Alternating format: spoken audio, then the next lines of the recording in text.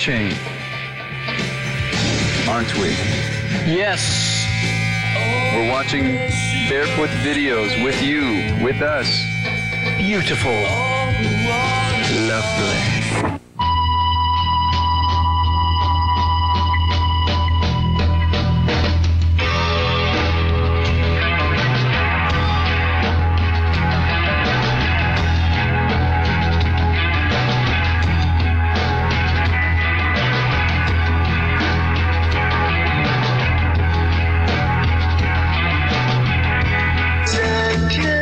I'm Jason. I pinch hit bass this tour.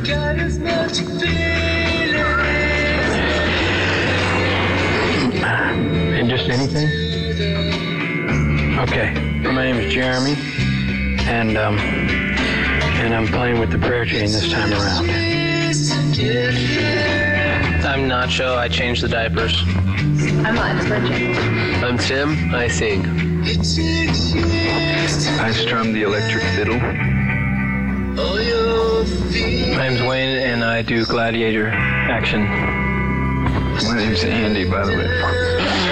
Our album's called Mercury, and it's an album that we worked on for about 6 months of 1994. And it's a big departure from our previous releases, like Shawl. And basically, we spent a lot of time experimenting with different instrumentation, different recording techniques, lots to do with percussion, and came up with an album that's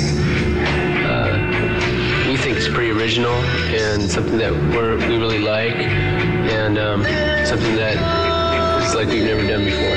It's called Mercury. Yeah, musically, definitely a new direction. A lot of people said there was a new direction between Whirlpool and Shawl, and I think between Shawl and this album there's even a more, just a greater departure, as Tim said, a new direction. Well, the whole idea behind that song, Sunstoned, is really kind of indicative of how the whole Mercury album is, in that Mercury album starts off with a psalm thanking God for his loving kindness, and then it proceeds to go along a very long and drudging path of different kinds of feelings, mostly generally negative feelings, either about each other or about someone you love, or just some kind of twisted relationship. But then the final song sort of harkens back to the very first song, in that musically it has the same sort of drony vibe, and topically it also relates back, because the lyrics to Sunstoned are about allowing God to bring us peace when we can't find peace anywhere else.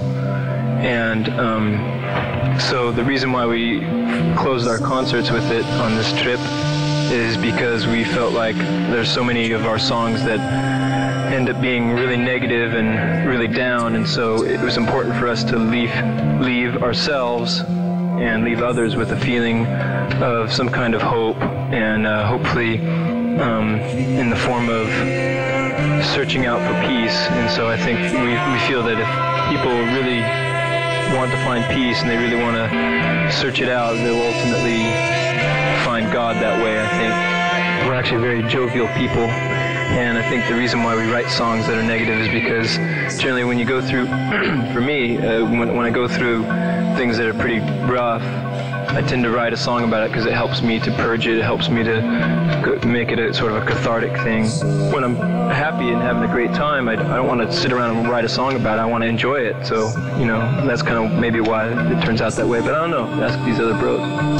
A lot of the inspiration came from listening to a lot of different kinds of music.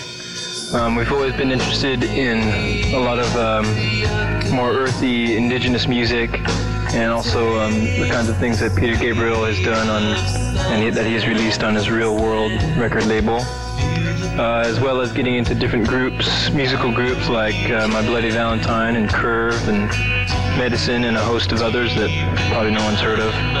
But nonetheless, there are great influences, and we encourage encourage anyone to go and check out any of these records or records by these artists, because they were very influential on us, and we thought they were really neat, and so we ended up doing things that were more of a mixing all of those kinds of influences rather than doing something that's already been done before.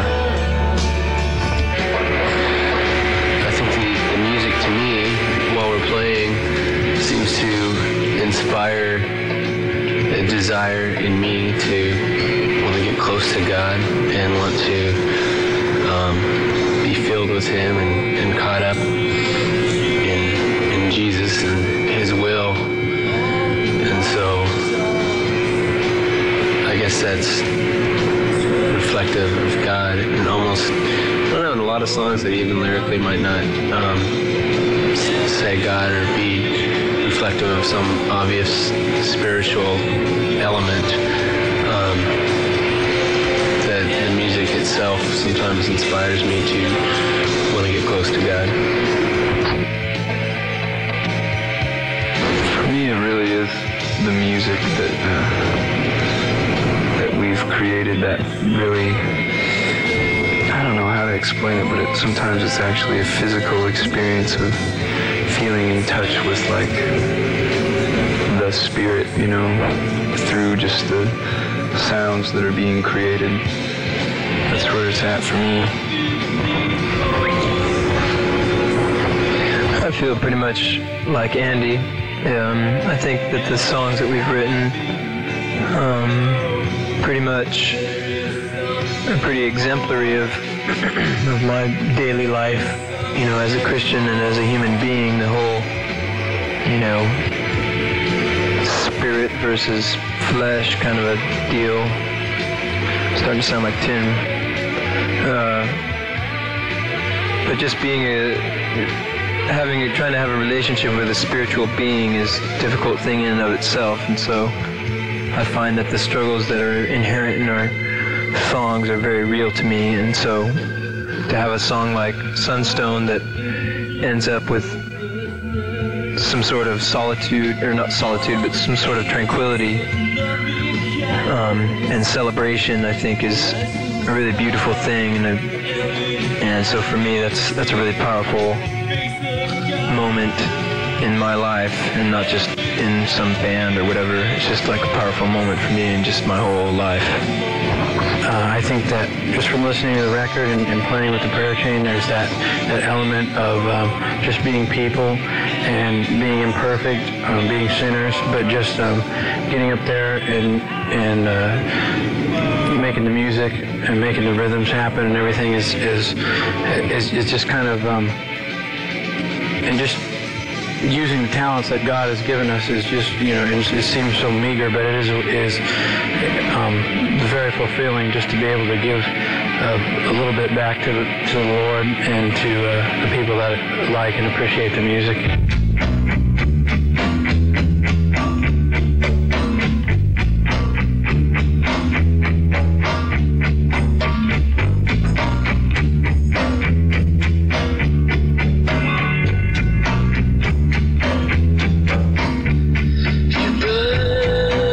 Just